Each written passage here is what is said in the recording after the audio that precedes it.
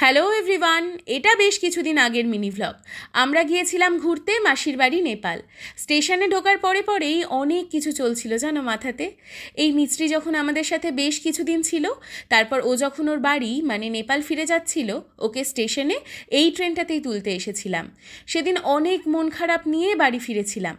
আবার অনেক দিন পর ওর সাথে দেখা হবে, অনেক ঘোরা হবে, সব মিলিয়ে উত্তেজনা তো কাজ করছিল ভীষণ। আমাদের না অনেক লাগেজ হয়েছিল, আমি আর মা তো ছিলামই, আর সাথে ছিল ঘন্টু। আর এই লাগেজ টানতে টানতে আমাদের তিনজনেরই নাজেহাল অবস্থা। একটু একটু খিদে পেয়ে গেছিলো, তাই স্যান্ডউইচ আর কফি খেয়ে নিয়েছিলাম। তারপরেই ট্রেনে উঠে শুরু হয় আমাদের যাত্রা। ট্রেন ঠিকঠাক টাইমেই ছেড়েছিল, আর ট্রেন ছাড়ার খানিক পরেই আমরা বসে গিয়েছিলাম আমাদের ডিনার নিয়ে। ডিনারে ছিল রুমালি রুটি, চিলি চিকেন আর মিষ্টি। এরপরেই আমি আর ঘন্টু বেশ খানিকক্ষণ উনো খেলি। এটা আবার পরের দিন সকালের ভিডিও। যাওয়ার সময় আমাদের তিনজনের মধ্যে কারোর একটাও জানলার ধারে সিট পড়েনি। একটা কাকু সিটে বসে খানিক উইন্ডো সিটের মজা নিচ্ছিলাম।